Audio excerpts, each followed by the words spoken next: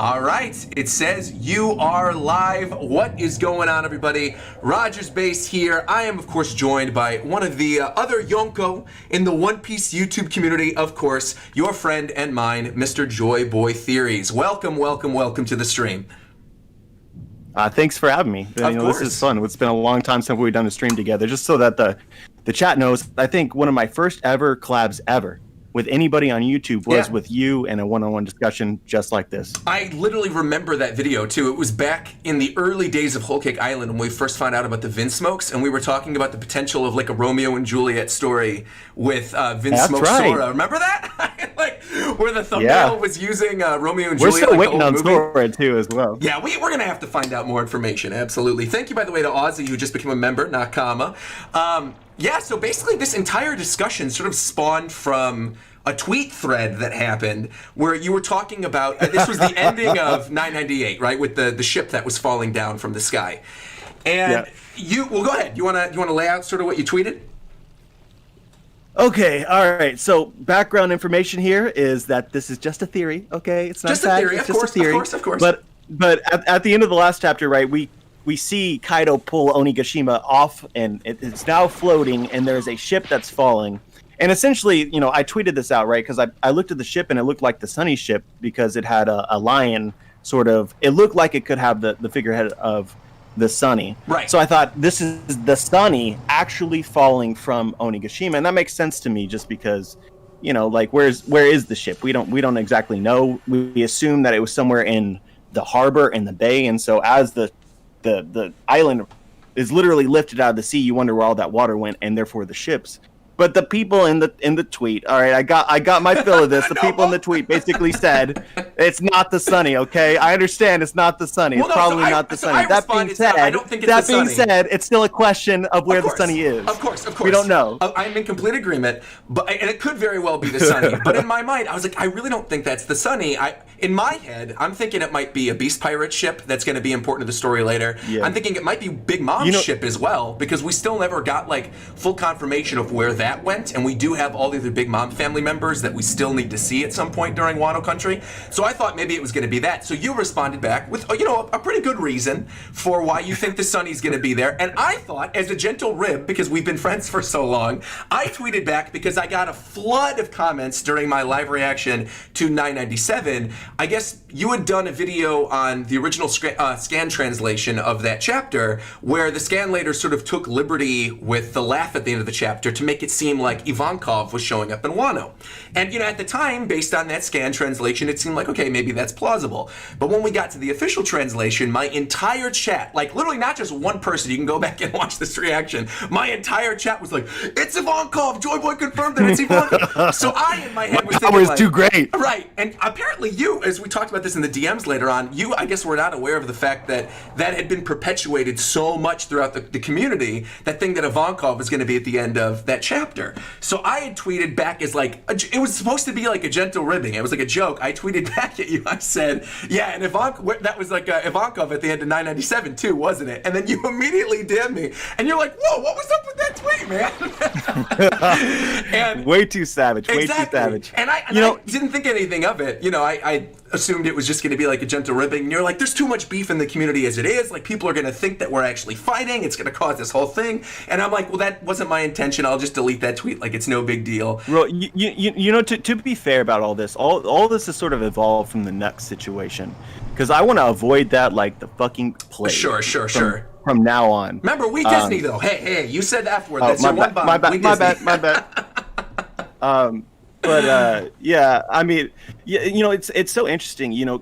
People have said this to me from like way back in the day, even when I only had like 10,000 or so subscribers. Sure. It's like there's a lot of pressure put on creators to be a certain kind of person and to sort of walk around what everybody else expects of you. And I think you see this for celebrities as well. I don't consider myself, but it's similar. Of course, influencers in general. Where one thing I love to do, and I'm unique in this as far as creators go, is I will go on long rants and discussions and arguments on Twitter with just, whoever at any point in time. Of course. And I did this from the time that I was in the forum community, talking to people on forums, and I still enjoy it now just because I enjoy the game of it, and I also just like the discussion, and that's my element as well. Sure. But the first time I ever tried to do this, a lot of people were so taken aback. They're like, why is this creator arguing with, you shouldn't be doing online, that. Of course. I mean, we've all fallen into the trap, right? I feel like if you read something the right way, I think the reason, like, I was surprised at first that you were bothered by it was because I was like, well, we obviously know each other and we're friends. But, like, I totally get where you're coming from, where, you see somebody online, like just some random person, and they're saying something that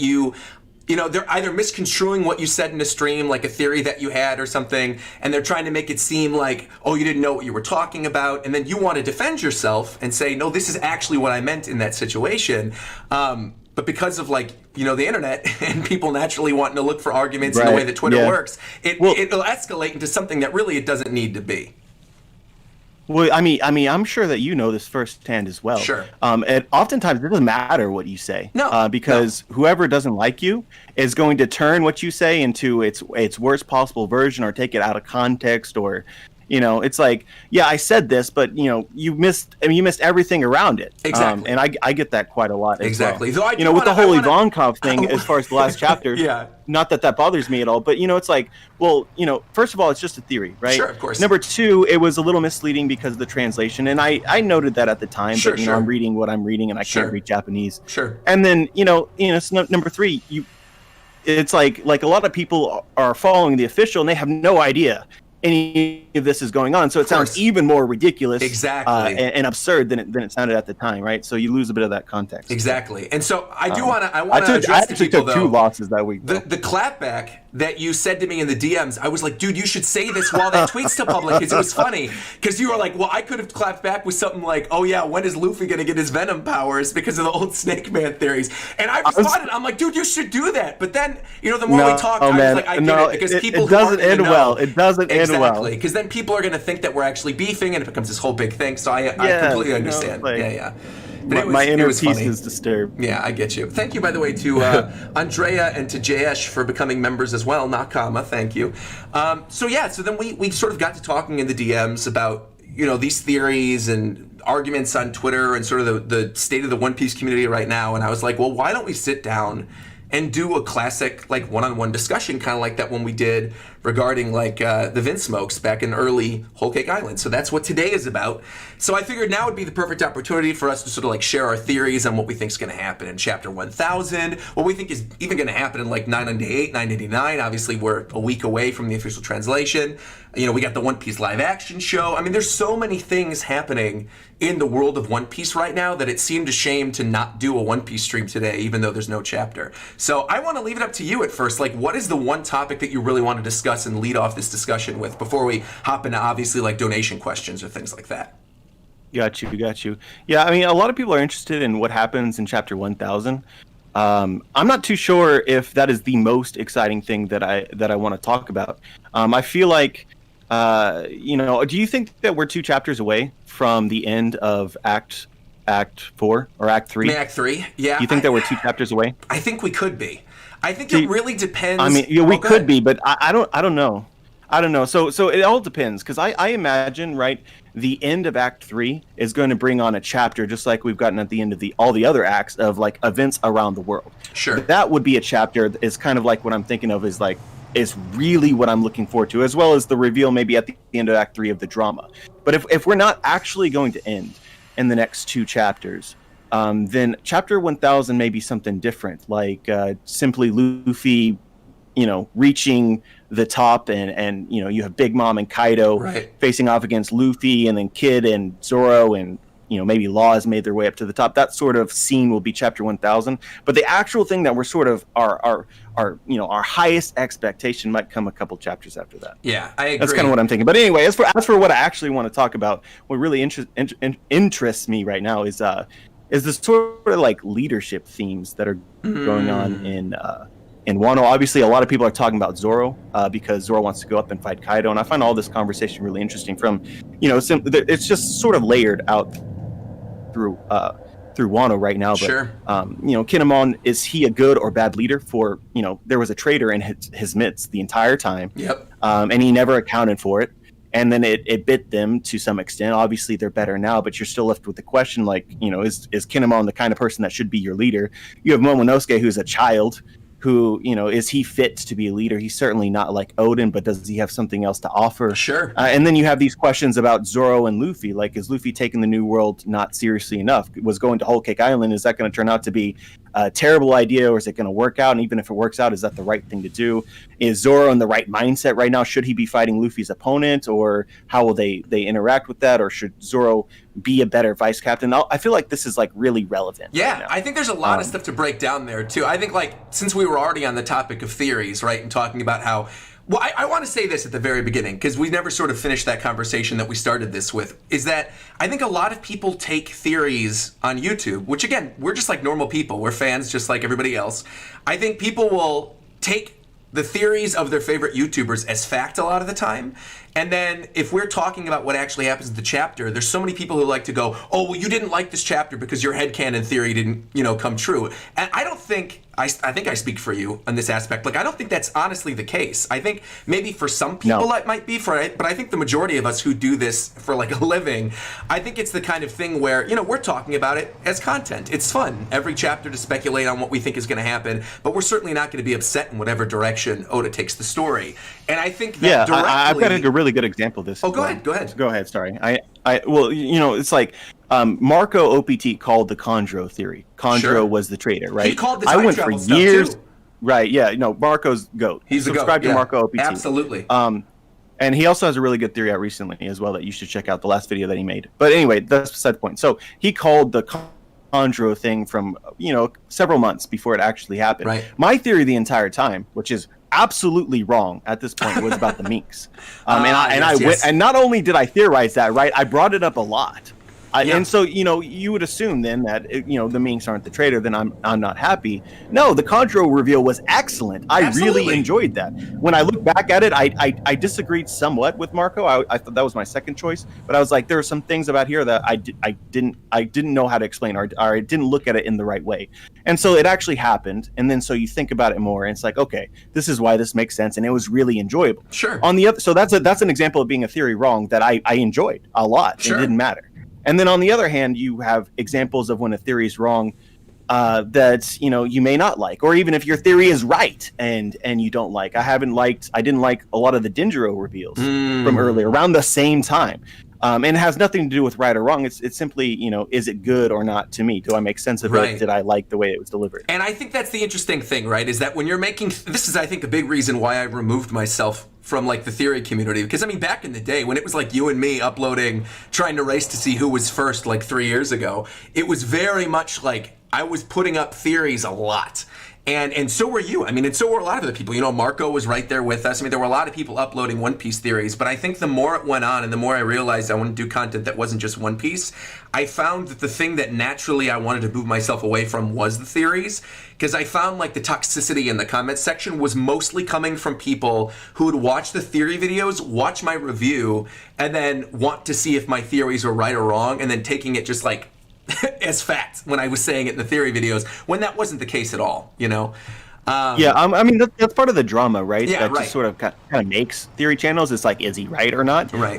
It's like people, a lot of people have it in their minds that if you are right, then you are a good theorist. And while that can be true to some extent, it's not always true. I find there's an art to theory crafting that, if you watch the theory video, it doesn't matter what happens afterwards, as long as you enjoyed that video, as long as you keep in mind that it's not fact and some things can change and people can be wrong and this author might go in a different direction. You got to keep these things in mind. But, it's like, it's not about being right. It's, did you enjoy the video, the discussion about it, the art to it? Right, exactly. That's the way I look at it. And the nice thing is that ties directly into the thing that you're most excited to talk about right now, which is like leadership in One Piece and the idea of like who's going to be the one to take down certain characters, right? Because that goes back to one of those old theory videos I did back when me and AFT had the back and forth regarding Zoro and Kaido for years. Like, And this went on for a long, and now it's funny. Obviously, Franklin's tweeting at me, being like, Right. "Dude, I have to make an apology video if something happens here." But little by little, as we move on through Wano Country, it's becoming very clear that like Zoro is going to play a key component in the takedown of Kaido.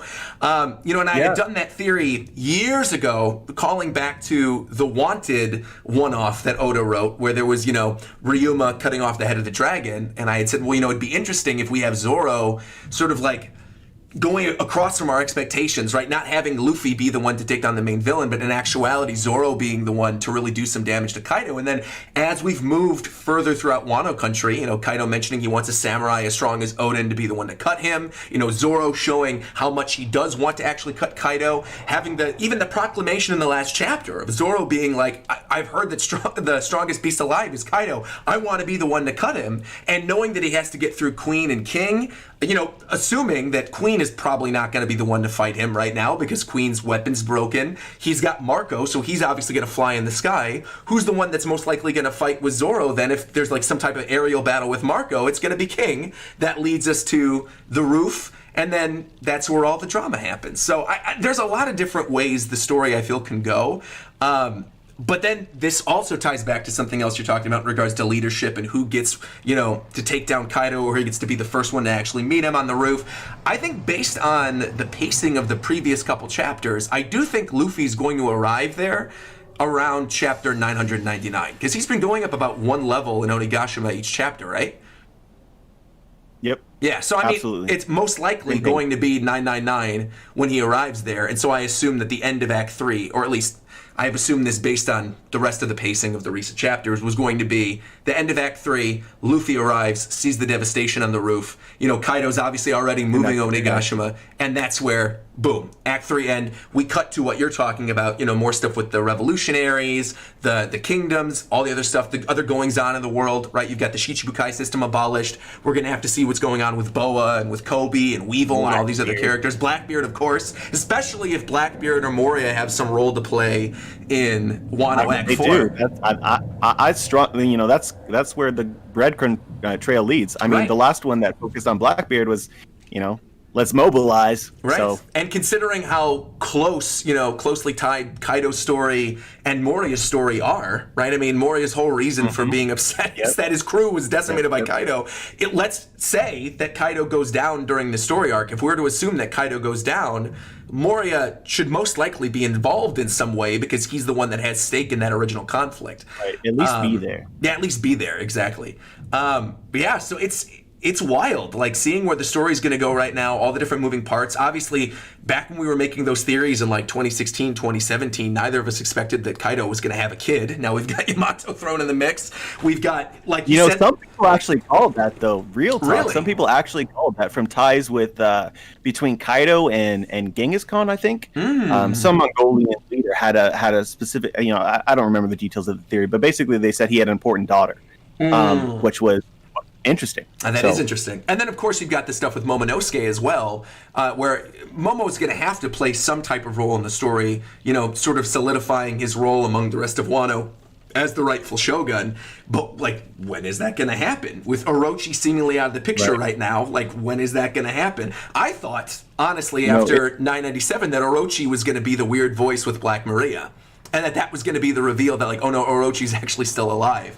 But let me ask you, because I don't think we've ever actually discussed this one-on-one. Do you think Orochi is actually dead, or do you think he's coming back? Absolutely not. And if it were to be true, I think I might have a problem with it. Obviously, we have to see it when it happens. If he was dead, if he's alive, then it's.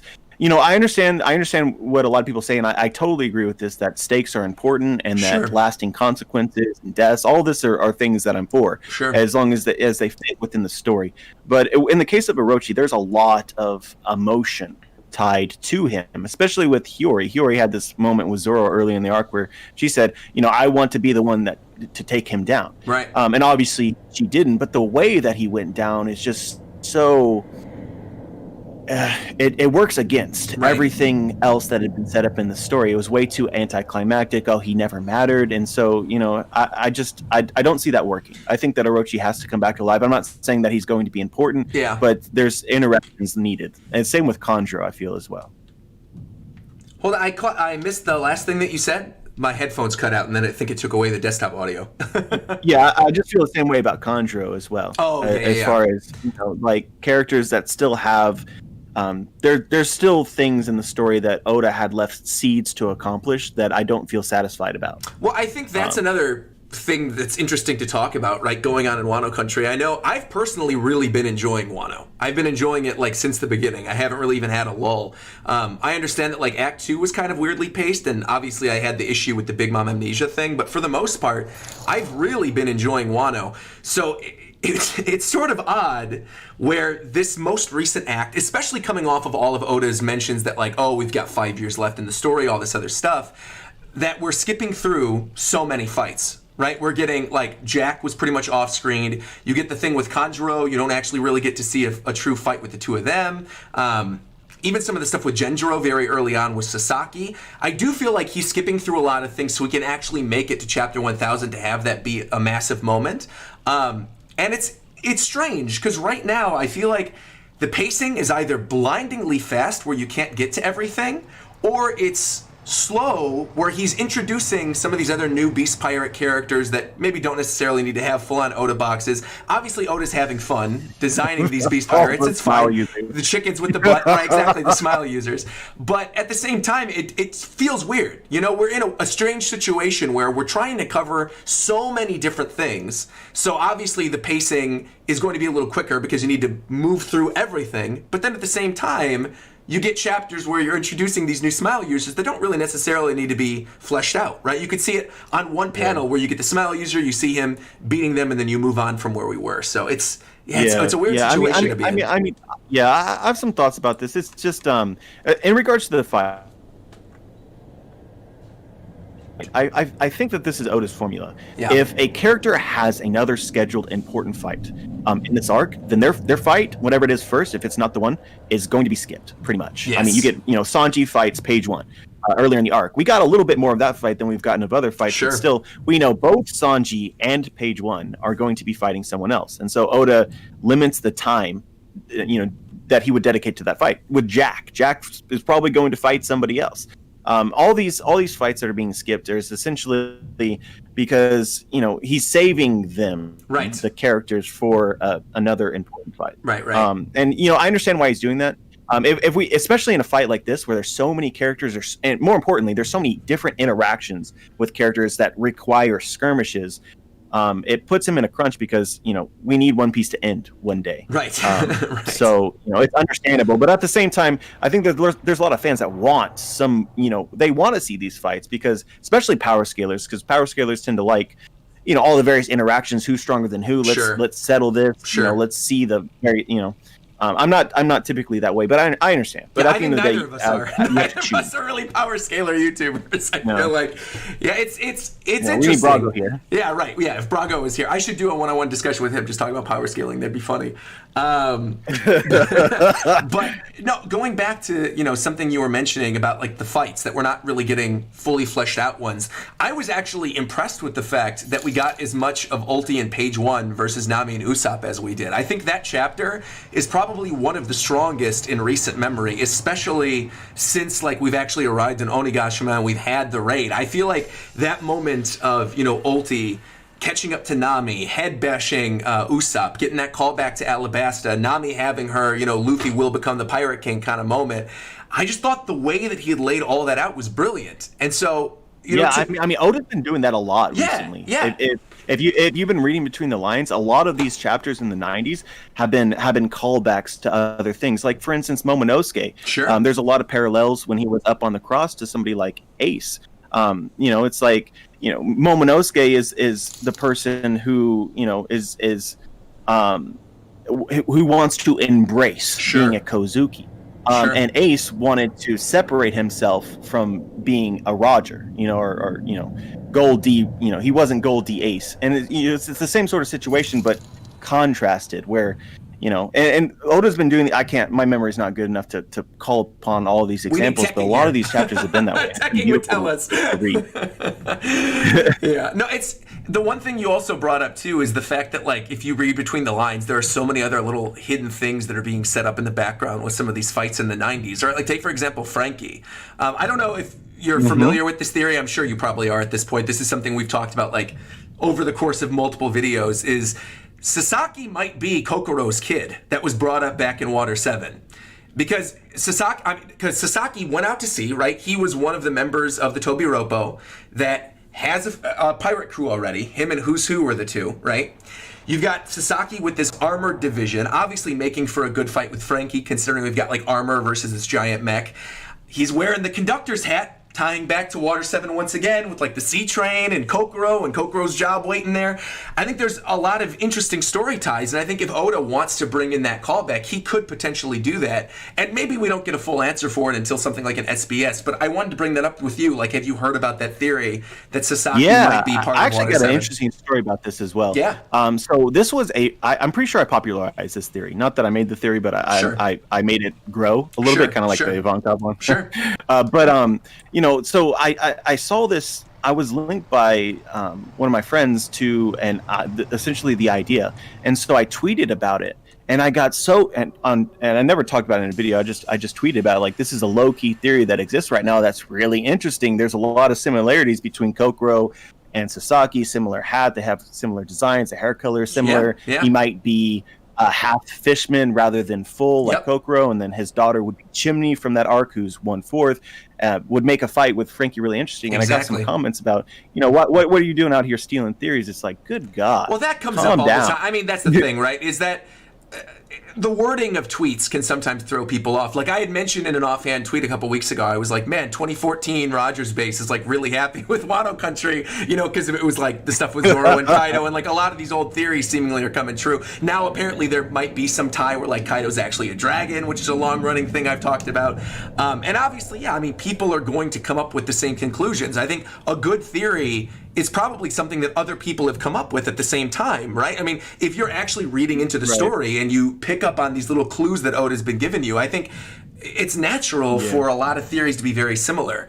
And I don't think any of us are ever actually taking credit, being like, oh, I was the only one who said this theory. But it's the kind of thing where, you place your bets on something, you hope that it's going to be the case, and then when it comes through, it's sort of like you rake in the spoils, right? You're like, oh yeah, I was saying this for years, it's going to happen, and finally happened. Doesn't necessarily mean you own that theory, Right. So it's an interesting thing about ideas, right? It's the same reason why maybe like the scientific community cites their sources. Sure. Is because there's power in being the first to own an idea, because then people look at you hold more status for that reason. Like Marco OPT, right? He has a lot of status in my mind. Oh, absolutely. Because he comes up with these theories nobody else is talking about. But he's the first one to do it. He presents it in a way that's understandable. And so when it happens, the truth is that a lot of us that are YouTubers are also just, at least at some point, we're just people in the community, right? And so you can go on Reddit, right? And you talk about the thing, and there is a sense of accomplishment, right? From being out there and putting it together and presenting it in your way. And so a lot of people in the comments feel the same way that we do, because we're no different than them. Yeah. And so when you're one of those people that you might be doing the same thing that we're doing, but the difference is that I have 100,000 eyes on me, and you have, and so then I talk about the same thing that you talk about. After you talk about it before, it doesn't matter. Then in people's minds, right, they'll give me credit for it, right? And so then it's like, okay, well then how do you throw these people a bone? Why don't you just mention them all the time? I used to try to do that, but then it becomes impossible, because where the hell do some of these come from? And the thing is, you just have to present it going to be somebody who's like a random Reddit user from like 3 years ago who wrote something that you're not going to be aware of. That's going to be like, I wrote this, and they have the receipts, and it's like, well, I didn't see that random Reddit post. Right? You came up at the same conclusion. Yeah, I used to, straight up. Sure. I would have an idea, and I know I'd make a video for it, and I'd make the video, and then before I'd upload the video, I would go search. I was like, has anybody found this? And then I would be sure to include that in the video. But then it gets to a point where it is a ton of work. Yeah. Because you're just you're just looking around for, you don't even know if you're going to find it. And then once you do, everyone in the comments says, okay, well, you stole this theory. And it's like, no, I had, there was an idea and I made the video and then I tried my best to cite the sources, and then, you get persecuted anyway for it. And that's the reality for it. Someone like Tekking, no shade at all, it's Tekking, because he's doing what everyone else is doing. Sure. But he comes up with an idea. He's not looking to see if anyone. He's just this is what I think, right? Yeah. And then it's perceived differently, right? Because they're like, oh, okay, they know that all of his ideas are original because he's often busy Tekking doing what he wants to do. Sure. He's not reading anybody. But I think the thing is too right now, like there's definitely a clear split among like who's making what type of content now. I think like clearer than it's ever been before, right? Not only is it clear through like people who are just covering the scan still, and then people who are covering the official, but like even to break it down further, it's like you've got the power scaling guys, like you said, you've got people who just straight up do reviews. Like Tekking doesn't normally do theory videos. Occasionally he'll do a theory video every once in a while, but mostly he does reviews. It's like Sawyer mostly does reviews. Me and King are more known, even though we do reviews, like we're more known for our reactions than our reviews, right? Then you've got people like you who are known for theories, people like Marco who are known for theories. You got people like Brago who are known for, like power discussions. And I think it's nice having like a lot of different variety in the community.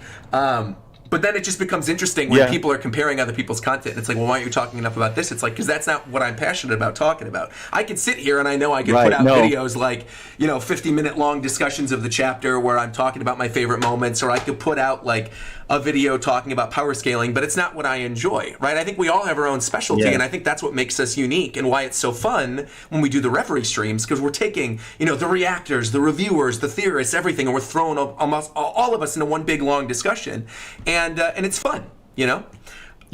I mean, I get those comments all the time where, watching my reviews, we're going to put those in quotes. When you watch those, it's like way different than you watch pretty much anybody else. Sure.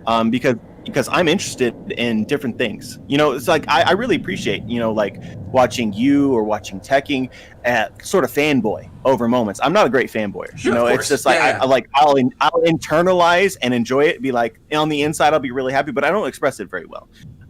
So, when I'm actually sitting out to make my review, it's like, okay, what do I want to talk about? The discussion points. And a lot of that is related to what will happen or the theories involved. And so you watch my video and you may get like, it'll be a 25-minute video with 5 minutes of actually talking about the exact events that are in the chapter and 20 minutes of me in La La Land. I mean, that's it's how just the my way that it reviews is. have sort of become brand, recently. right? I feel like all my reviews recently have been me actually talking about the chapter, but half of the review now is the theories, because to me, it's like I'm using that as my avenue to sort of talk about why I'm excited for the next chapter, right? It's like what this could possibly mean in the future. And I just personally don't like making standalone theory videos anymore because of what comes with the territory, which obviously you're aware of. And that's what, sort of started this whole one-on-one discussion in the first place, is when we had that back and forth on Twitter talking about theories and like how people look up to theorists and take their stuff as facts. So we could sit here and talk about this for like hours, because obviously we're like inundated with this. This is our lives, but we won't. Real quick, I sort of want to get to some super chat questions, because there's been a lot of people sending in super chats.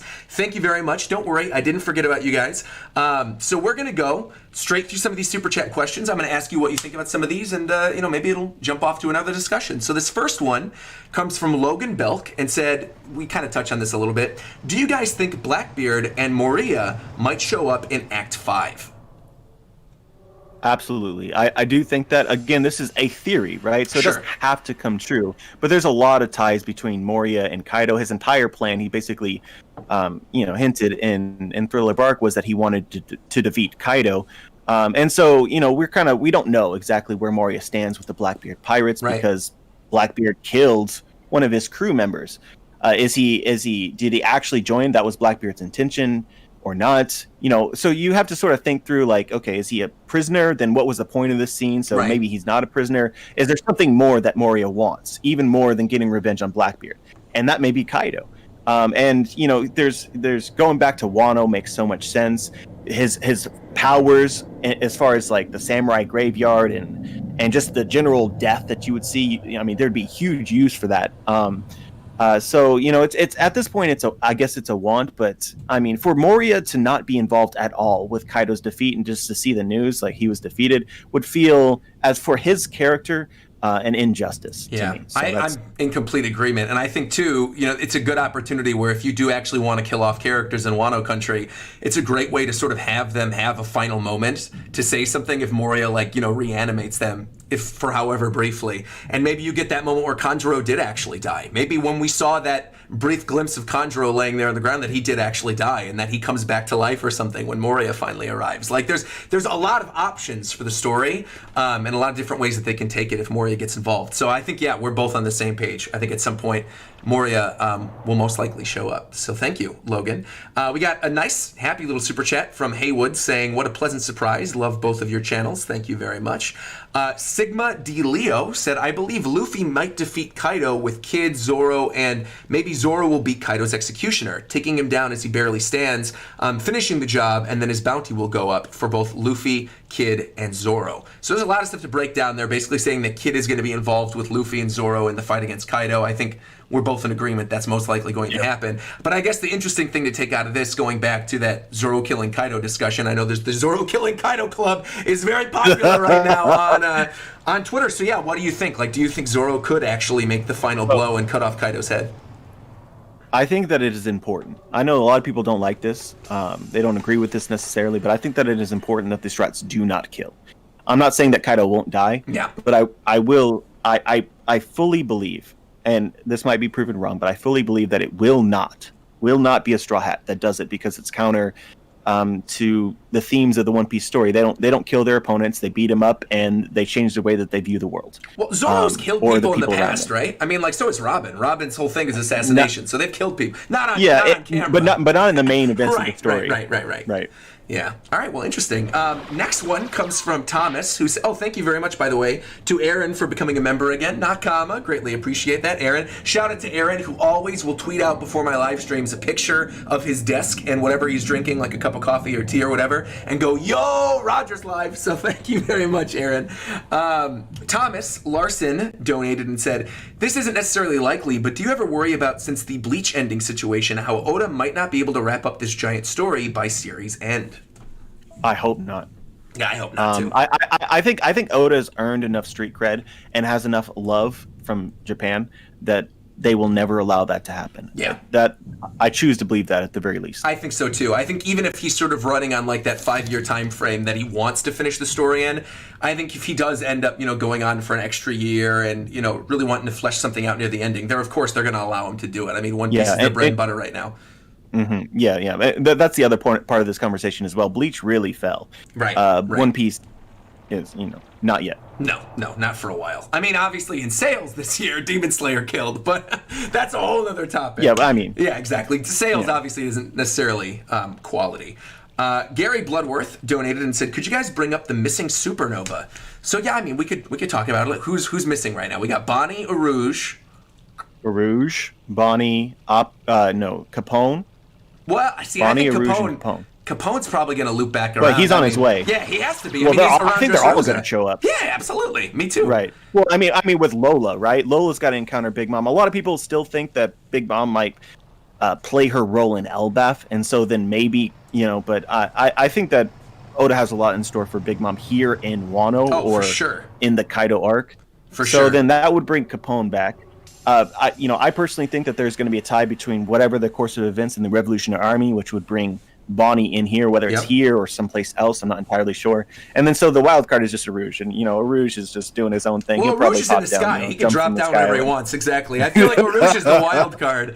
Bonnie, I think it's interesting, but because of the stuff that was set up in the Reverie, and depending on how the stuff with Kuma and the revolutionaries and Bonnie actually went down. I know you've probably read O'Hara's fan fiction about it, which is actually really well done. Yep. But I think, if there is some type of situation in which Kuma maybe smacks Bonnie with the last of his power or Sabo or something like that and sends them off to Wano country, I think that could be a fascinating way to bring them into the story that doesn't necessarily feel cheapened. You know what I mean? Yeah.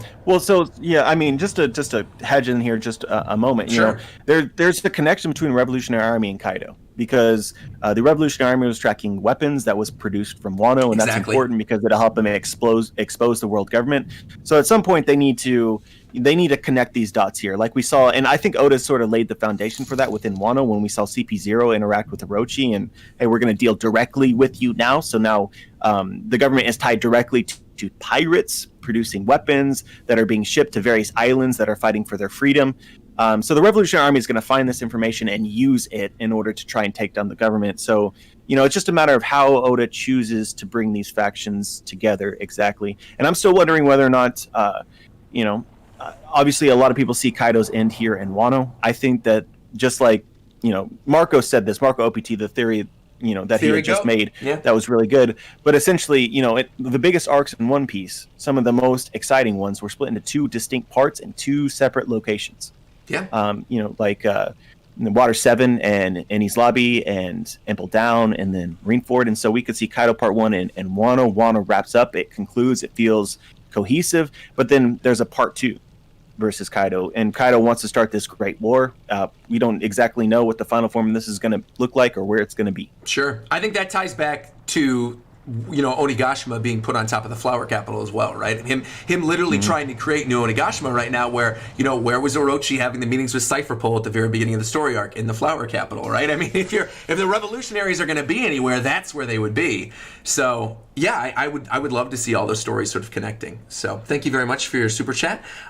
Geo Reviews chatted and said, King Joyboy, sir, you and I have spoken briefly about this before, but is this a poneglyph in Impel Down? And he points to volume 54 of One Piece, chapter 530, the chapter From Hell to Hell, on page 10. There's, I guess, something on the right side, so I'll give you a moment to go grab your volume if you want to touch on that now. So wait, chapter 530? 530, yeah, 530, page 10, From Hell to Hell is the name of the chapter, yeah. While you're doing that, I'll read out some more super chats. We have John D. Mann saying, will Fujitora, Kobe, and the Marines show up with the Kuja pirates? Fujitora was shown in a panel with the Sea King in the background. Kobe's on his way to Amazon Lily, and Marco is enough to counter the Big Mom pirates. I'm going to answer that while Joyboy's going off. I don't necessarily think the Kuja pirates are showing up here. I think if we do see stuff with the Kuja pirates, that will most likely be shown during the interim chapters between either Act 3 and Act 4 or Act 4 and Act 5.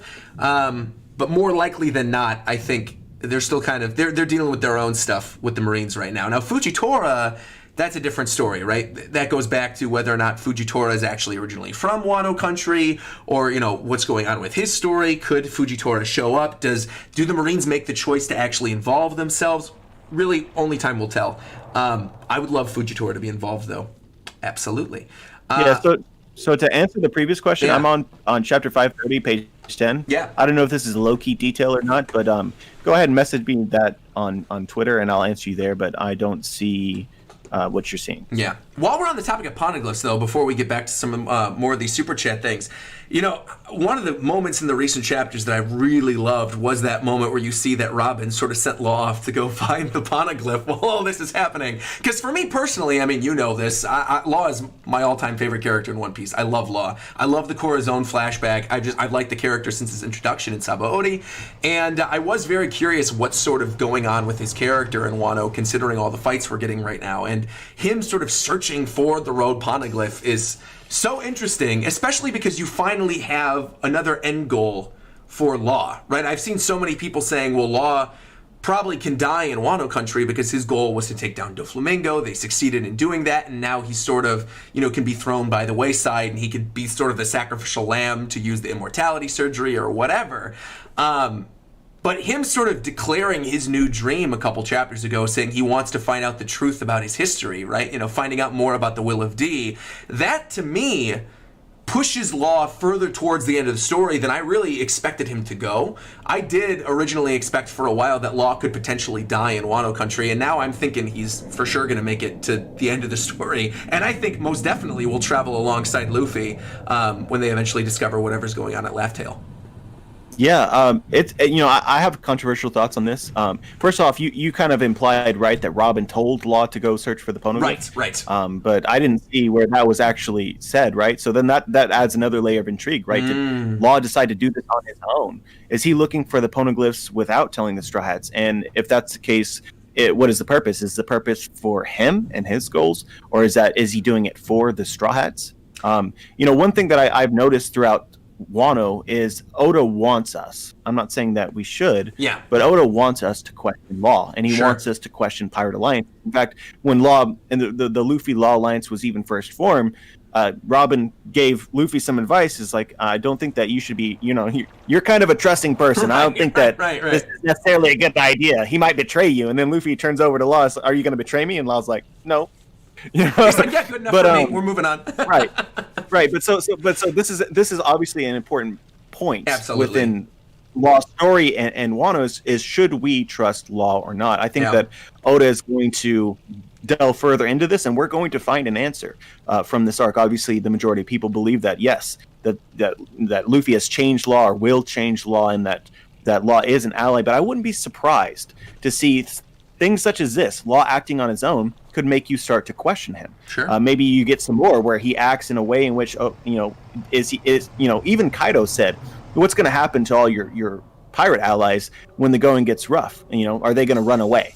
So you could definitely ask that question about Law. And so, but it could easily turn heel. And I think that this is what the majority of people prefer to believe, even myself, is that what Law's going to prove his loyalty at some point in this arc. And it could still, even with this reveal of, he has some sort of greater goal that he's looking for. He's going to find the Poneglyphs. He wants to know the truth and the will of D, what it all means.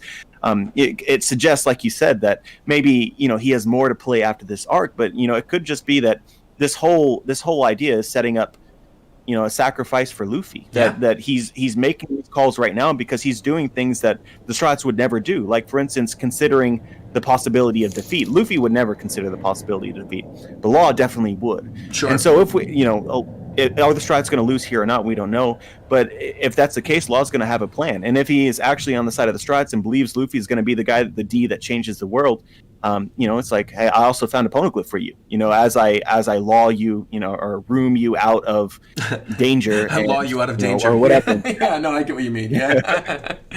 I actually want to read out something. This is a negative comment, but I'm actually going to turn this into something positive. So just stick with me, Joy Boy. I promise this is not to start beef. This comes from some guy in the chat who just said, Joy Boy is turning into a weeb, satisfying his fan base just for having a comment section for the sake of views. I like you, but now he just seems like a sellout to me. I want to say this. I actually think one of the smartest things you've done recently is doing that video series where you read out comments live on video. That is something that I always sort of wanted to do, and I really truly hope that if you ever do move to the official release, I hope you continue doing that, because I really think that's innovative, and nobody else has been doing that. And so I want to commend you for actually doing that. I know this one person didn't like it, but personally, from one content creator to another, I think keep doing what you're doing, man. I think that's a really good series. Well, I really enjoy it. I mean, this is how I interact anyway. Yeah, I exactly. talk to people like this on Twitter. Whenever I did streams in the past, it was always just like that. You ask me a question, and here's my thoughts on it. I like sharing my thoughts. And also it's like I want to create this understanding, right? I'm not better than anybody. Yeah. I don't think any YouTuber is better than anybody else. No. You guys are just like us. Exactly. The difference is that you didn't start your YouTube channel when I started mine, right. Or you haven't put the work involved into the what goes on to that. But I mean, other than that, there's a lot of people that I find in the comments that are more knowledgeable than me. They can read Japanese. They've been fans for just as long, maybe even longer. And I like to highlight that. We're on the same level. Maybe not necessarily give you a voice in the exact sense of that, but no, but I think it's smart because you don't do streams as frequently, right? I'm in the opportunity where I don't do streams anymore. Right. So I stream on Twitch 3 times a week. I stream on YouTube twice a week too. I have the solo leveling streams and the Attack on Titan streams, all these different One Piece streams, discussion streams, news streams. I stream constantly. So it's the kind of thing where I already have a sort of live one-to-one rapport with the viewers. But I think no one else that I could think of, at least, has been doing it in video format, breaking down viewers' comments, talking about the things that they're saying, and I think it's a great thing. So honestly, keep doing what you're doing. I saw that comment, and it was obviously somebody disgruntled, but I actually think it's a really cool thing that you're doing. So keep it up. We have a super chat from a guy named Will T, who said, what do you guys think about Kaido's island moving ability? Do you think he learned it from Shiki, and has it been foreshadowed since Oden's flashback? I don't think that you can learn a devil fruit ability by observing it. I agree. Because Shiki has a devil fruit ability. Now, I do want to bring something up, though. On the topic of lifting the island and all this other stuff. I'm sure you're aware of the God Valley Onigashima potential connections, correct? Mm-hmm. So the idea where God Valley disappeared, right? People don't know what happened to it. You've got a character now showing that he can literally lift up an island and move it somewhere else. I am wondering if we're going to see not only more of the stuff that happened in the God Valley incident with a Kaido flashback in the near future, presumably at the beginning of Act 4. I think that'd be the best place to do it if Act 3 ends in some type of tragedy and a victory for Kaido. Hold on, I think we just got a package. Give me one sec, Joy. Well, you pick up where I left off. Yeah. So just to it's funny, we were just Roger's not here anymore, but we were just talking about my comments video. I talked about this in my comments video about Onigashima potentially being God Valley. Kaido obviously was a member of Rocks, and then he participated in that battle. The island disappeared. We know Kaido can move islands. Those things kind of connect well. We also learned from Marco, or it was suggested that Onigashima previously had a different name than before. That was the comment that I was talking about in my comments video that they brought up. And so, I'm kind of waiting on Roger here, but yeah, absolutely, those things could connect. I don't think that Onigashima gives me the vibes of a God Valley, but then again, I mean, it's been 40 years, and we don't know how Kaido's renovated. So, it's just one of those things that sit and wait. But obviously, Oda dropped in that detail about Onigashima having a previous name for a reason. So obviously, Onigashima was significant at some point in the past, and what could that be? Certainly, it's got to be important enough, and I don't know of any other, unless it's like the Island of Dreams or some other of these low key islands that have been dropped through the story of One Piece that's not God Valley.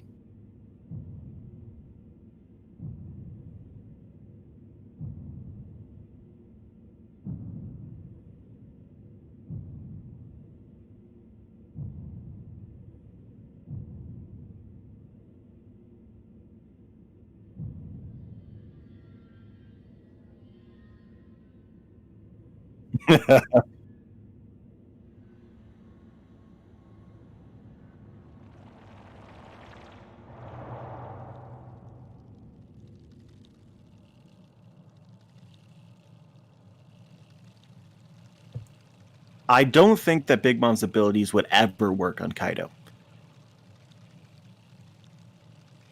I 120% agree with you. I don't think those abilities would work on Kaido at all. Kaido doesn't fear death. Apparently the mute button was still on. Let me read out again.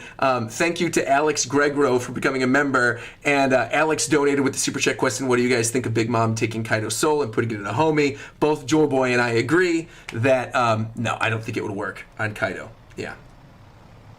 Sorry about that. I had a mute mic issue.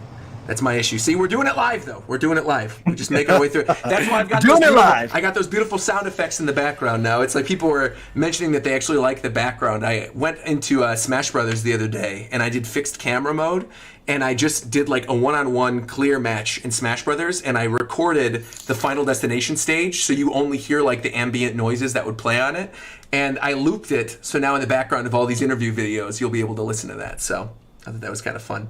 A little bit of inside baseball. Moving on, we got a super chat from Raphael saying, Joy Boy, I love your videos, in particular your kid video. Do you think he's going to be super prominent moving forward in Wano country? Well, I mean, that's what Oda said, right? When he conceived the Supernova, he always imagined Kid to be the greatest, and he's actually surprised at what Law has become. But even despite Law's rise in prominence, there was still always a plan for Kid. And I always felt like Kid was the direct rival of Luffy. So absolutely, yeah. Especially in their but the question is I how think. and when. Yeah, I know, like, obviously there's the Supernova trio of Law, Kid, and Luffy, but I always felt like the direct rival for Luffy was Kid in terms of the way that he's sort of very headstrong and runs into action without thinking. So, yeah, he's got to play a role. I mean, on top of that, we just recently saw him literally dragging all of the castle scraps on his way moving up to the roof. So something is eventually going to happen. He's going to do some amazing attack. I can't wait to see whatever Oda's going to draw for Kid, where you have literally the remnants of the castle all being used for one giant attack against Kaido. Presumably. Maybe it's against somebody else. Maybe he fights Queen, right? Queen's a tinkerer, has a lot of abilities that have to do with, manufacturing things. So it'd be cool to maybe see Kid and Queen, and then having Zoro I guess against... with Kid, though, oh, go ahead. Yeah.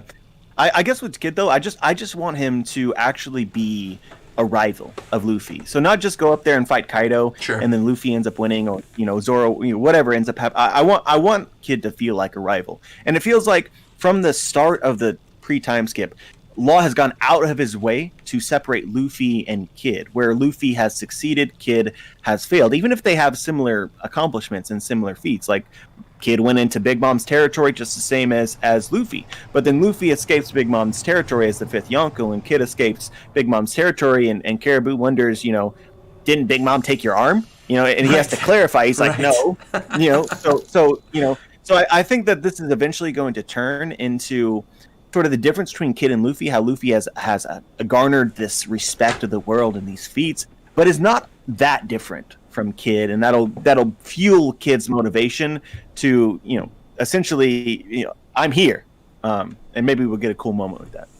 You said I am here, and it reminded me that I have a My Hero chapter I have to read. There's a new have you been reading My Hero Academia recently? Keeping up with the manga? Yes, I have. Curiously, but, we're not going to go. I want to keep my thoughts. Yeah, I was going to say I don't want to go into full spoiler mode, but just like a general, 2-sentence summary. Like, how are you feeling about how things are going currently? Wow. It's tough, I know, to have to summarize it. Wow. Okay, that's good. One word is all you need.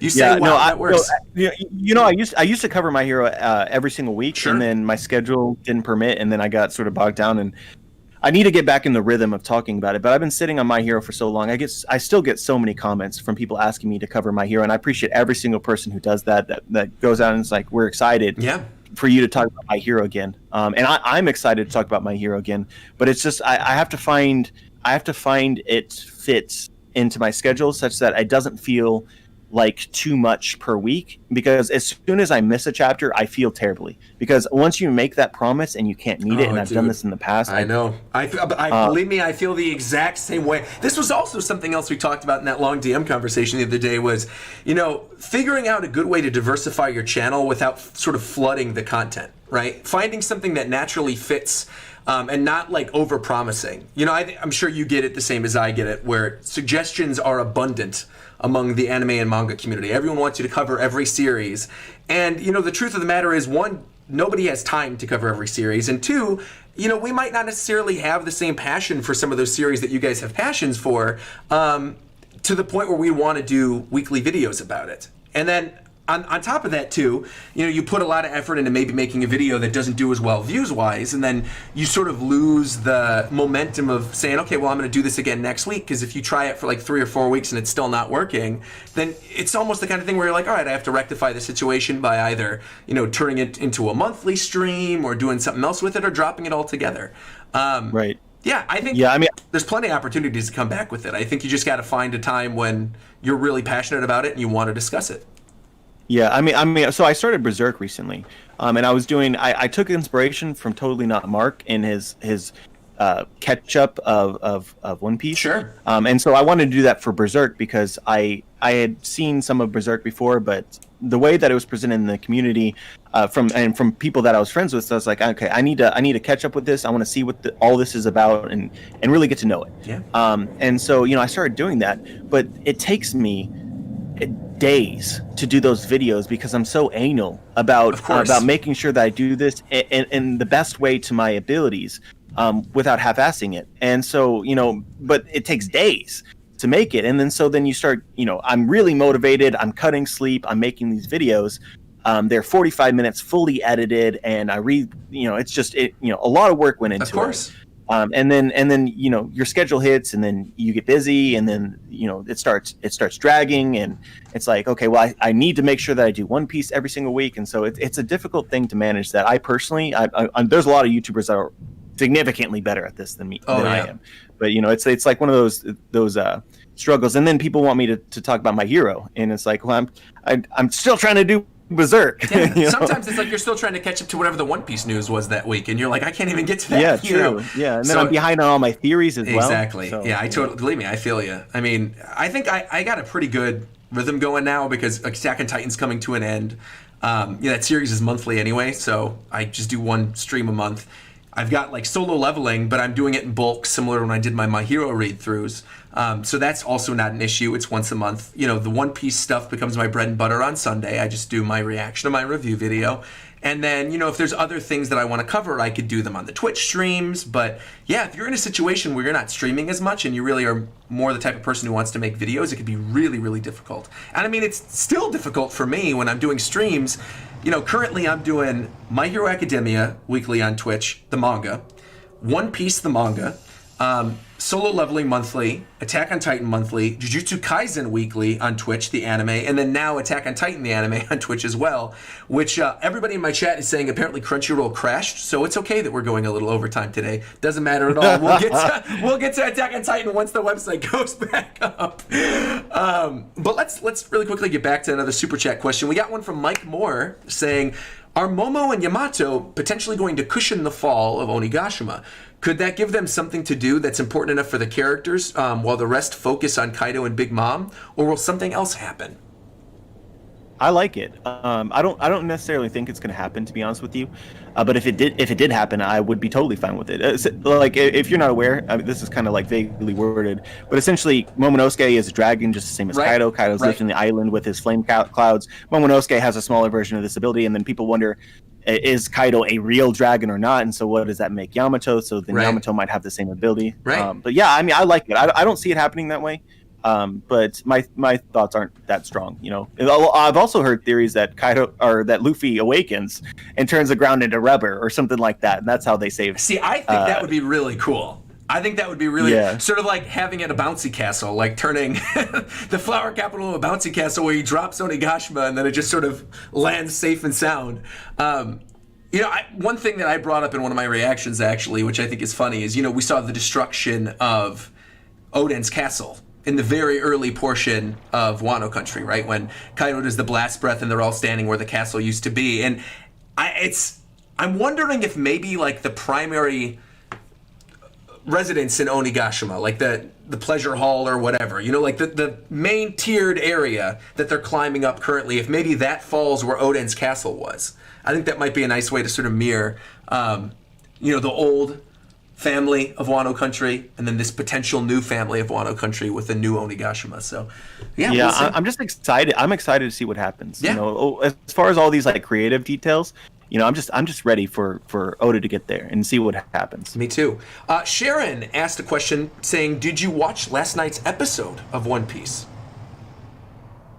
I have not. I have not either, but apparently it gives us a full-blown clash between two Yonko, and that Toei's been killing it with the Wano anime. I gotta go watch it myself. Third Eye Pirates super chatted and say, I've also got a theory for you guys, that Elbaf is the Wizard of Oz, that Luffy, the Straw Man, Robin, Dorothy, Chopper, Toto, and Usopp the Tin Man, with Usopp also being the Lion. Loki is Oz, Big Mom's Wicked Witch. There's a lot of stuff to break down. I could see. I mean, I see what you're talking about for sure. See it. Yeah, I would like that. Funny you mentioned the Wizard of Oz, considering so many people are still waiting for that Emerald City reveal, and if they somehow Emerald City, if they tied in Emerald City with Elbaf, there you go. Zymo donated and said, do you think Ryuma's corpse will return to Wano country with Gecko Moria showing up with his undead army, and what impact will that have in the Wano storyline? Ryuma's corpse, I thought it burned up. Yeah. Yeah, so I would think not, but you never know. Yeah, but we already talked about like potentially Moria raising up samurai from the graveyard and things like that. So I mean, there's potential for that, but yeah, I think Ryuma's long gone. What were we gonna say? Go ahead. Sorry. Oh no, I wasn't going to say anything. Go ahead. Okay. Alex actually donated I again. Don't worry about it. And said, do you think there could be another time skip anytime in the future, either before Laugh Tale or the Final War? Depends on what you mean by time skip. If you mean a time skip of a few weeks or a month, maybe. If you mean a time skip, another 2-year time skip, I think not. I agree completely. Yeah, I think we might get like a couple week time skip or a couple months time skip, but I don't think we're getting another 3D2Y. We have 2 smaller questions from 2 super chats. One from Rufael saying, do you think hockey can defend against devil fruits like boas? I think that it has to, right? Yeah. Otherwise, Law would just win. Absolutely. And Christian donated and said, who is your candidate for the next Straw Hat and why? So I actually talked about this in a video recently, and I got a lot of positive reinforcement as well for this idea. Because everyone has their various ideas of who they want to be a Straw Hat or whatnot. Is it Carrot? Is it Yamato? Is it Momonosuke? Is it somebody else? But, so the way that I've actually put this all together, and I really like this, I think Momonosuke is an ancient weapon. I'm not going to sit here and explain why I think that. Yeah. But, his abilities with Zoe, the way that was characterized has made me think since Zoe that he might be an ancient weapon. And so, similar to, it makes me think that Luffy needs Momonosuke for this final battle at some point in time. And so it would make sense for Momonosuke to travel with him. It would also make sense just from his character standpoint of, he doesn't see himself as being a leader. Not yet. He's 8 years old. He may not be fit to be Shogun at this point in his life. But more importantly is how he views himself, because he sees Odin as being the standard. That he doesn't fear, and he's strong, and Momonosuke can never live up to that, probably ever. Yeah. At least, certainly not while he's 8 years old. And so then it might be important for Momonosuke to travel with the strats and accumulate that experience so that he feels more fit to be the ruler, also being the ancient weapon. So then that all checks out. And so if Momonosuke travels as Strat, a lot of people say, okay, well then he's going to become like a deck swap. A cabin boy. I agree with that. Right. But you could have some ties here to the Roger Pirates, because Momonosuke, being Roger's son, traveled. So Odin traveled with Roger, but Odin didn't travel alone, whether on purpose or not. He traveled with his wife, and then 2 of his retainers.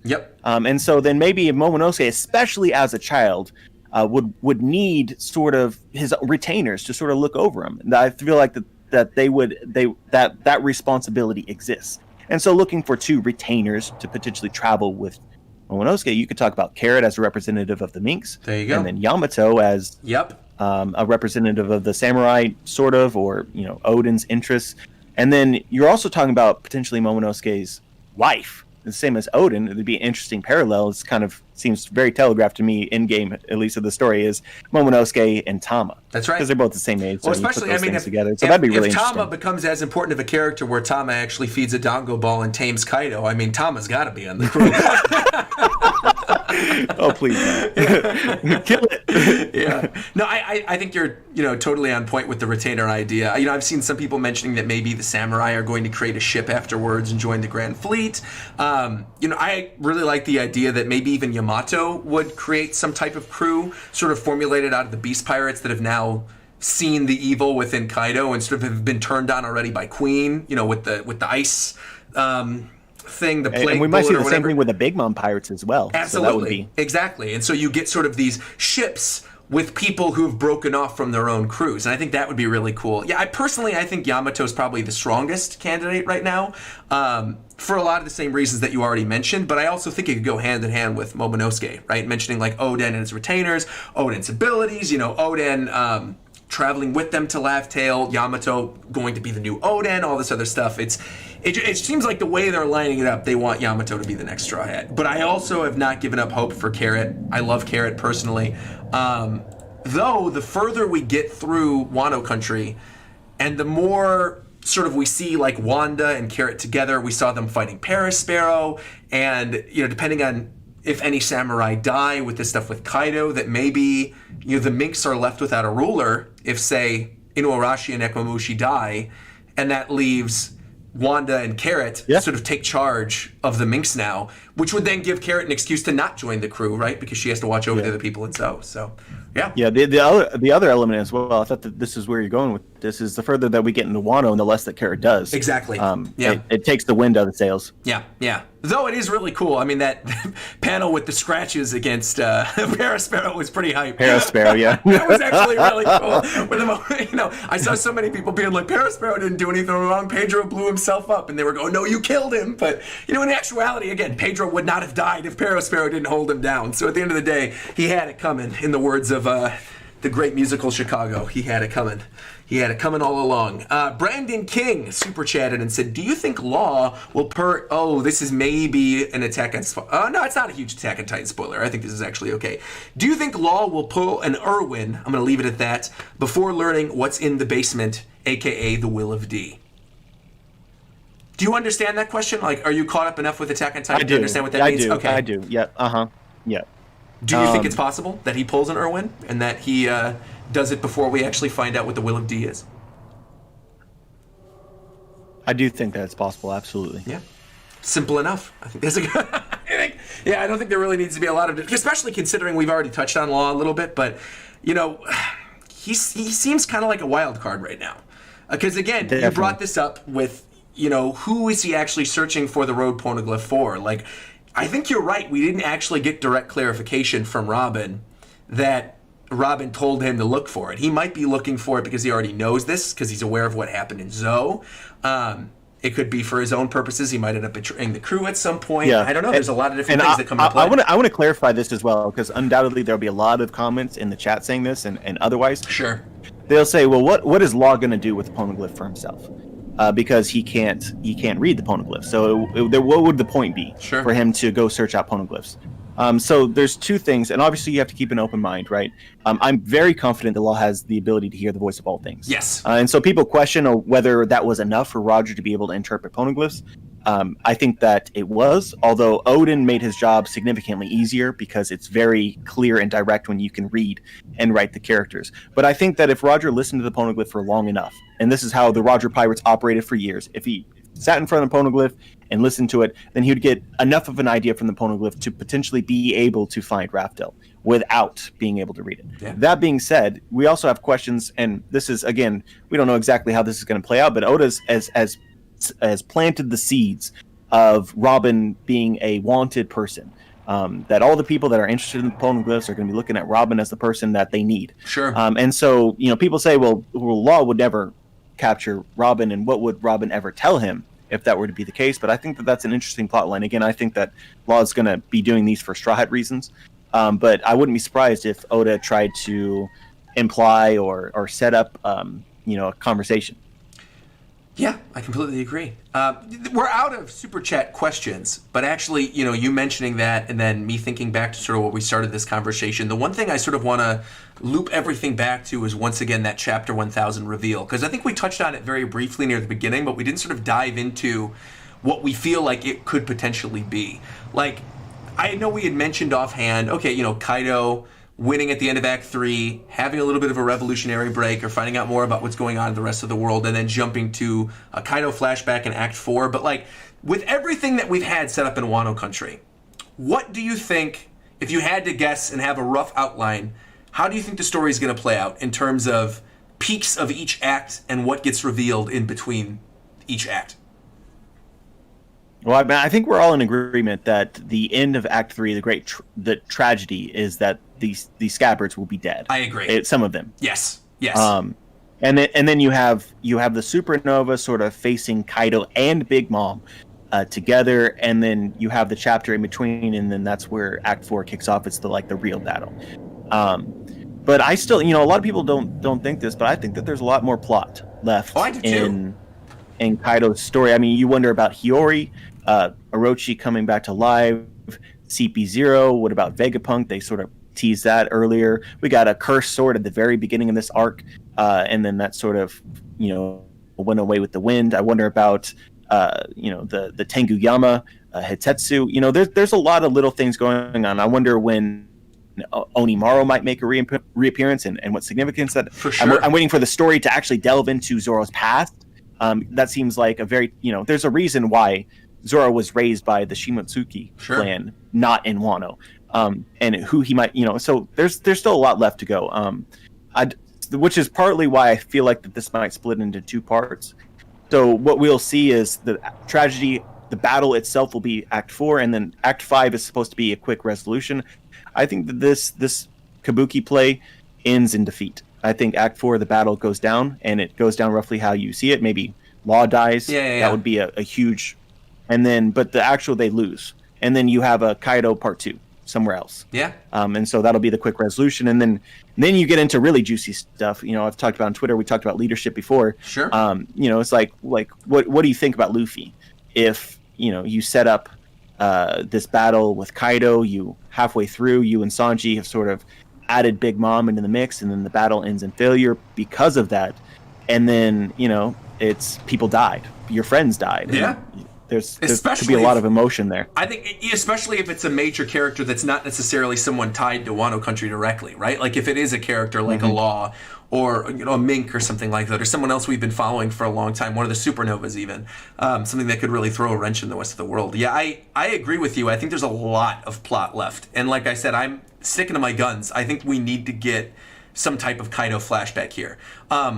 Absolutely. And if this is not split up into two parts like you're mentioning, like you think there might be another Kaido story on later on, I think if Kaido's story ends here, it is imperative that we get a Kaido flashback in the same way that we got, you know, a flashback for Oden. I think there's so much to dive into. Especially if he's a dragon. Yes, because you got the stuff with the dragon, you have the history with God Valley, with the Rocks crew. Obviously, we still don't really know what's going on with Big Mom and Kaido and the promises they made all those years ago, so we need to find out more information about that. If he is actually a dragon, like how Yamato came into play, like who had Yamato, like who's the mother of Yamato, that's a whole question there, you know, the history of Onigashima, or like what their race is, if they're dragons or if they're, you know, some branch off of the Oars race or whatever. Like, we need to find out information there before we get to the climax of Wano Country. So I think that I could see that most likely happening in Act 4. And like I said, I think the best place to put it would be in the beginning of Act 4, especially if this moment of him lifting the island is something that has happened in his past. Similar to, I think back to the birdcage, right? You know, you think of Dressrosa, where you had Doflamingo using the birdcage. We got the flashback with Corazon, and then obviously we saw the birdcage being used for the first time during that flashback. You know, or I don't know if that was the first time Doflamingo ever used it, but like when he's on the island and he sets the birdcage up. So I could totally see something similar happening here, in which we see sort of either the first time that Kaido lifted an island or removed God Valley or whatever. I definitely think that's going to happen. I think we have a lot more to explain with Yamato as well. We never really got clarification of what Yamato was going to say during that chapter where he mentioned about like the sea stone cuffs. You know, being held away for all those years, they weren't able to use blank, and then we cut away from that conversation. I think there's something else to find out about there. You know, whether Yamato has a devil fruit or if there was some other type of ability that Yamato couldn't use because of the handcuffs. I think that'd be interesting to find out more about that. The teeth, exactly. Yeah, the teeth that briefly got teased a couple chapters ago. And, you know, the one big thing that I keep thinking back to is that conversation we had earlier regarding the Supernova. If all the Supernova are going to be present here in some way, what Bonnie's role to play in the story will be. And what Bonnie will actually do in Wano Country. And I do almost see a situation... Is this the Momonosuke theory? Yeah, where Momonosuke, you know, obviously being a child, if Bonnie could age him to his proper age, and he looks like Oden, and uses Tsunachi against Kaido or whoever, I think would be a really sick moment. I mean, I think that would give you that moment where, like, okay, Momonosuke is no longer a child. He's become the, you know, the heir to the rightful heir to Wano Country, you know, the true heir to Oden, doing that sword slash, you know, bringing up the hopes and dreams of all those samurai that sacrificed themselves over the years. I think it would make for a really great epic narrative moment. And yeah, I think if Bonnie's involved... I mean, that's where it's going, 100%, yeah, right? For sure. That's why they're... This is kind of how I see it, right? So, you know, there's two key children in this arc that are going to play vital roles. And you were all expecting the Straw Hats right now to fight the Calamities. Sure. But really, the more important interaction, at least so far, is King has targeted Momonosuke, and Queen is probably soon going to target Tama, I think, because of Babanuki and there's a breadcrumb trail there. And so, you know, it's like there's a lot placed on these children, and specifically when it comes to Momonosuke, is that he as King sort of alluded to, the battle, at least in part, rests on him because he is the centerpiece that everyone looks towards as hope for the future. And so, he's got to play that role. Absolutely. And he has been, I think, up until this point, but even more so. We got a super chat from John D. Mann, who is saying, how do you believe Sanji and Black Maria will play out in the Wano endgame? Any ideas on Sanji? Do we and think Black that Maria? that fight is actually going to happen? Is probably my first question. No, I think some people say no. I think Robin is going to save him. I truly, strongly believe, especially considering the ties that Robin had earlier in the story arc, where she was pretending to be a geisha to find out information from Orochi. We already had the moment with Nami and Usopp being paired against Ulti in page 1. We had the moment with Sasaki and Frankie. I think Robin's like a big one that's sort of left up in the air, and I think people have been waiting for that big Robin confrontation. I think the last time she's had one, where it was truly a one-on-one, still dates back to Skypiea, which is incredible. So I want that. I mean, I really want that one-on-one of Robin going in, saving Sanji, maybe not necessarily saving him. I mean, I think Sanji can handle himself on his own if he actually, has the willpower to get out of there. Well, I mean, see naked women. Who as knows? part of the actual chapter, though, it seems like Sanji's down for whatever's about to happen. Exactly. So I feel like, if Robin shows up in some way, I think that'd be a fascinating way to tie her in with the story. Obviously Black Maria then recognizing her as one of the geisha in Orochi's palace, and then everything just falls into play. So that's how I see it resolving. I think we're going to see something with Robin there.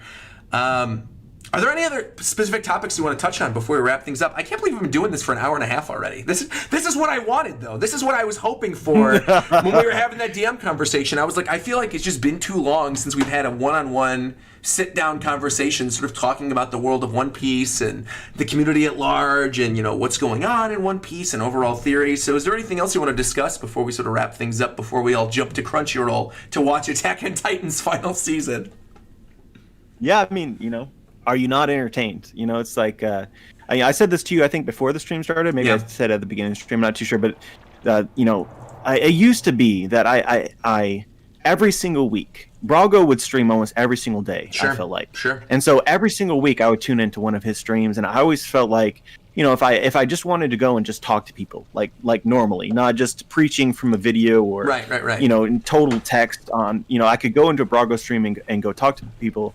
And so obviously Brago's sort of really jumping off his channel, like he should. Yeah, of course. But it's cut from the streams, and so there's really hasn't been any replacement for that. And obviously the Reverie is really exciting, but that is a hassle. Straight up is a hassle. To have to get especially, this year was a massive undertaking because we got so many people back from that original Reverie.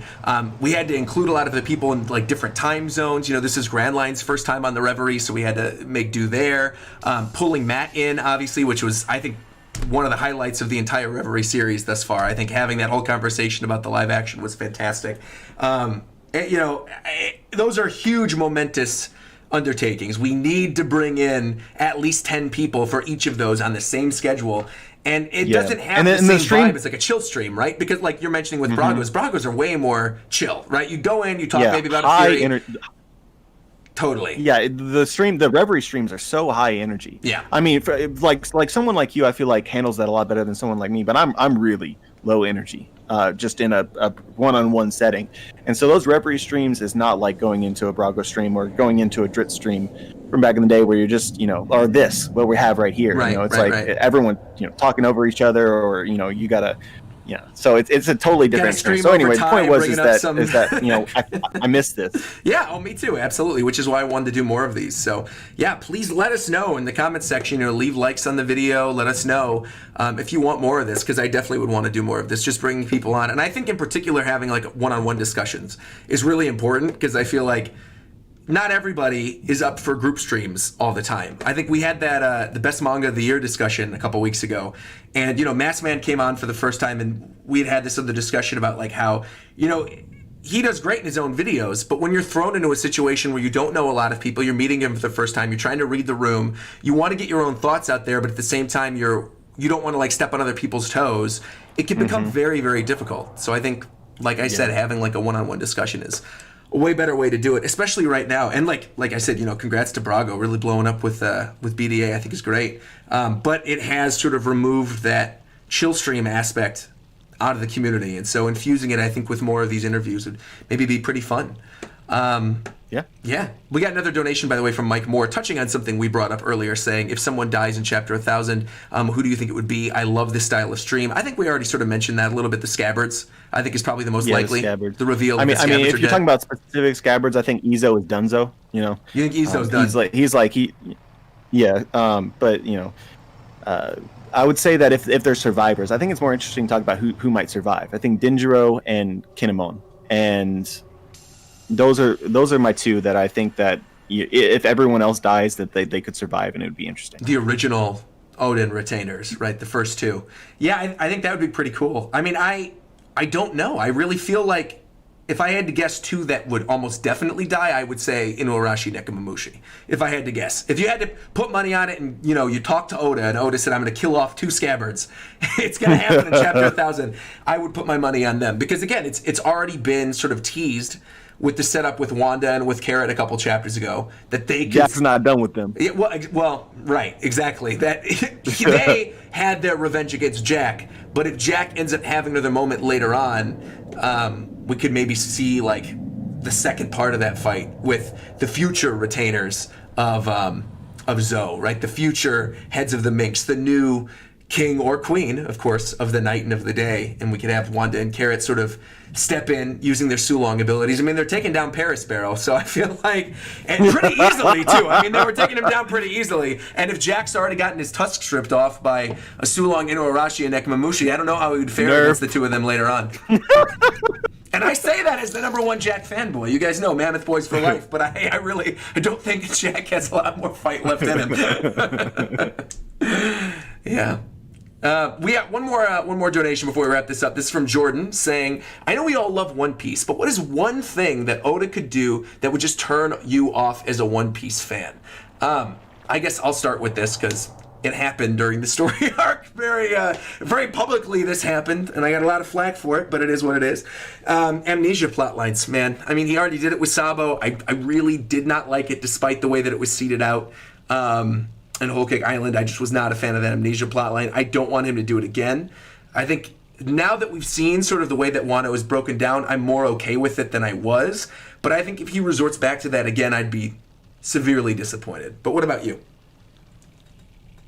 I don't know. There's nothing particular from a story standpoint that Oda could do that would send me over the edge. It kind of depends on how he does it, right? So there's, you know, you do what you want to do, but make sure you do it right or do it well. Right. But even then, if it's not done well, it's not going to be a tipping point for me. It's more of like my biggest fear as we get closer to the end of One Piece is all the voices in Oda's, you know, ears, maybe even his own motivation to finish the story. It's got to, you know, it's not just important that we finish the story, but it's important that we finish the story with it feeling like One Piece and all the moments that he's planned for all these years hitting like he imagined that they would. Yeah. So I just hope that he doesn't rush himself into, you know, lessening the story down the stretch. Yeah, and I also agree. in regards to the end of the story as well, something like Naruto, right, which got wild power scaling at the end that felt so fast that you're like, how the hell did we even get here? Right. So I hope that doesn't happen. Yeah, I think I have faith in him giving us a really good... In fact, I know I do. I have faith that he's going to give us a good conclusion. I think, you know, it's been set up for so long, and he obviously knows what he's doing. I think my worry is seeing things that maybe people hoped were going to be longer story arcs sort of skipped over or not really getting full-on fights for some of these characters. But that's really my only main concern. That's part of now. expectation as well. Right, exactly. To some degree. Exactly, yeah. So I'm not really too concerned from that aspect. I think he's going to deliver us like a pretty solid story towards the ending. I think really my main concern lies in the week to week. But I think if you're somebody who, you know, I think Totally Not Mark's sort of doing it the right way, where you're reading it like by arc and in chunks as opposed to reading it week to week. Like obviously, absolutely, those of us who make One Piece content regularly, we have no choice but to read it week to week. But I'd be lying to you if I said there weren't weeks where I kind of wish that I wasn't doing this and I was like, I could just read it in a chunk and like enjoy it for what it is as a complete story before moving on to the next one. Well, yeah. See, right now I'm reading Stormlight, which is a book series. It's fantastic. If any of you out there don't know what that is, check it out. It's as Revujo has described to me, it is the most anime book that exists. It's incredible. Who's Brandon Sanderson? Brandon Sanderson. Right. So it's funny you awesome. mentioned that. Like, my girlfriend is a huge fan of that author. She's a huge fan of the author. Has listened to like every audiobook. He is great. Yeah. Yep. No, I'm there. Absolutely. But anyway, so I'm reading this book, and it's just like if I were to review this book by chapter, it would not in any way. You know, there's so many times within the story, and he writes his story complicated a lot, like Oda does, which can be very. It's not Dragon Ball straightforward. And so you could, I got a comment about this when I was tweeting about it. It's like someone was dropped it after book 1 because they disagreed with the choice that the main character or one of the main characters made. And it's like, I've read, I've read almost 4 entire books now from this one series. And it's like, we get there, you get to a point to where you understand exactly why these characters make the decisions that they do, the ideas that the author is playing with, why all this makes sense. And I feel like we're so quick as just a community to jump to conclusions. Maybe we're geared that way because there's so much to choose from. It's like I could be watching this, or I could be, there's a million other things that I would also be excited to do as well. And so it makes it's like taught quick judgments. It's like, okay, well then this character made an absurd decision. This is what this author has to offer, or this storyteller has to offer. Therefore, I'll go find something else. But then when you're patient, and you find the things that you like from it, and it's like, I don't necessarily understand this, and then it comes back to it later in the story. It's so satisfying. So I mean, that's a big reason why I the love point is Attack that on Titan right per now. chapter is way different than per book. Yeah, way different. Something you touched upon really quickly there too is mentioning the callbacks to previous chapters and older storylines. I think that's the thing that really keeps me invested in One Piece and Attack on Titan. And I think seeing the ending of Attack on Titan wrap up in the way that it's wrapping up has given me faith that now I'm seeing this series that I followed for years and years and years, calling back to things that were happening in the first couple chapters, in the final chapters, and seeing Isayama pull it off gives me faith that Oda's going to be able to pull it off too. So I, going back to that other question that someone brought up, are you worried about the end of One Piece? I'm not. For all those reasons. Yeah, but just like you said, man, it's just better to read in chunks, because when you're looking at each of these individual pieces and you're making theories and you have to make content from it, naturally you're going to dive. Exactly. Yep. You got to be hypercritical about it instead of just sitting back and enjoying it. And I think that's the hardest thing for us. A great example of this actually. Yeah. Oh, sorry. A great example of this actually was after the Odin flashback, where there were some questions about Toki. And she has the ability. We assume that she has the ability to at least somewhat see into the future. That was later kind of debunked a little bit, but she can travel into the future. She could have saved Odin if she'd wanted to. And so there was a chapter in there where she chose not to. And even I felt at the time, I was like, what are you doing? And then you sacrifice yourself. Your children don't have any parents. You couldn't at least save yourself with them to be. But why was this necessary? I mean, there's moments like that. Next chapter, not to cut you off, but there's moments like that. Even going back to reading Zoe, is where you wonder, why was Raizo specifically so important of all the samurai? We found out during Wano country that both Inuarashi and Nekomamushi were scabbards. So why didn't Jack bring them back? In addition to going back and then getting Raizo again, why leave them in Zoe? That's true as well. I think the whole thing was that they wanted to track down Momonosuke, right? Or the scabbards who traveled into the future, and so Raizo was the one who knew of that going on. Right. But I mean, they didn't even mention. I don't think Jack even mentioned that they were scabbards, even though that should have been common knowledge. Exactly. They fought. Exactly. It's but I find often Oda comes back to them, and good storytellers usually do. I mean, there will be some things that'll be dropped. It's inevitable, or there'll be holes. It's just, it happens. Yeah. But especially when you're hypercritical and you're overanalyzing every single chapter. But the majority of the times, you see these events, and as YouTubers, we have to create entertainment. We have to create content.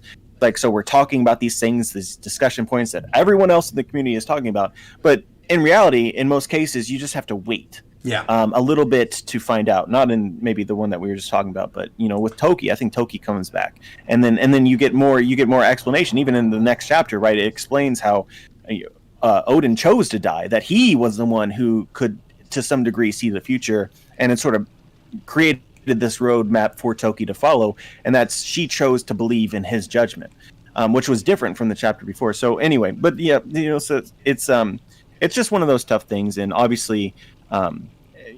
Reading even 10 chapters at a time would be so much different. Absolutely. An arc at a time, I think, is really that's the best way to go about it. If you want to, is the best. Yeah, completely. We can't do that, so it is what it is. Yeah, I know. That's the only bummer. It's it's the blessing and the curse of being a YouTuber, right? Like, we're blessed to be able to make money and like have careers talking about our favorite series. But the curse of it is that, like you said, you know, we can't actually sit back and just enjoy it a lot of the time. Sometimes we are forced to... The same way. Yeah, we just have to force to like look at everything and talk about things because you need the content. But yeah, it's interesting. It's interesting. Real quick, I want to read out this other super chat donation that we got. We got one other one talking about Ace and Yamato's connection. Do you think we're going to get a full backstory into that as well, or do you think that's something that might just be saved for a later arc? A full backstory, I'm not too sure, but I think that we need more. Yeah, for sure. I agree. I think of a full backstory like Corazon in Law. Exactly. That's to me a full backstory, or Big Mom's flashback. I could see a half a chapter or some, poignant callbacks to it. Yeah, I could see something. Further explain I could see sort of what the something relationship similar was. to Onimaru, like what happened there, where we sort of had a chapter dedicated just to that character, or even like Senor Pink's flashback, like the one chapter Senor Pink flashback. I think I could see something similar to that to Yamato. Going back to also something you brought up too with Toki. Yeah, I'm almost wondering if Yamato, because obviously you've got Oden's notebook. I wonder if Yamato is aware of Toki's ability to the extent of Yamato maybe having Toki's devil fruit ability, and that was the thing that was being referred to. I don't know. A lot of people want that to happen. I personally, I believe in Oda. I do too. That is my default. I believe in Oda. If he chooses to do something, I choose to believe that he'll handle it correctly. That being said, Toki's devil fruit is something that I personally wouldn't touch ever. An 8-foot pole, 10-foot pole, ever. It's time travel, of course. Yeah, absolutely. Zymo came in, by the way, and said, didn't Ashura Doji say he wanted to go with his former swordsman to die when attacking Kaido? I mean, yeah, Ashura Doji's another possibility for someone dying. I feel easy kill. Yeah, Ashura, I still think needs another moment, though. I think he maybe hasn't done as much as some of the other characters. But again, he's been waiting, right? He spent his life in Wano country as Shutenmaru and, having all these branch-offs that I don't know. I think maybe his time is up now. We'll see. Well, I think we're going to wrap it up there. We got one last donation from Jordan saying, what if Onigashima was the original land of snipers? That would be a troll. That would certainly be a troll. I don't think that's going to happen. Wait a minute. You sound intrigued. If that happened, I'd be happy. I mean, I think it would be odd if Onigashima was the island of snipers. I like it. All right. You heard it from Joy Boy. He likes the theory. Joy Boy, thank you very much for joining me on today's stream. This was a lot of fun. We'll have to do another one of these again. People really seem to be enjoying this too. Like I said, there's been a lot of people talking to the comments saying they're enjoying these one-on-one interviews. I've got another one coming up with Totally Not Mark on Tuesday, so look forward to that, you guys. I'm sure many of you are then going to click off of this and go straight to Crunchyroll to look for the new season of Attack on Titan. That's what I'm going to be doing as well. But again, thank you very much, Joy Boy, for joining me. We got to do this again soon. Where can people find you if they don't already know? YouTube, Joy Boy Theories. You can find me at Twitter at Joy Boy Theories. And yep, that's my social links. That's it. All right. Thank you for having me. You are very, very welcome. Of course, always a pleasure talking to you. And yeah, like I said, I'm glad something really fun and positive came out of our little ribbing session on Twitter. it was great. So, all right, you guys, we're going to wrap everything up. Thank you once again for tuning in. Again, if you want more things like this, make sure to leave a like on the video. Share the stream. If there was anything in particular that you wanted us to dive more into, feel free to hit either of us up on Twitter. I'm RogersBase, literally everywhere. And if you are at all interested in Attack on Titan, literally right now, as soon as I'm done talking to Joy Boy and turning off the stream, I'm going to hop on Twitch and watch the first episode of the final season of Attack on Titan. So like, comment, subscribe, and until next time, we'll talk to you guys later. Bye-bye, everybody.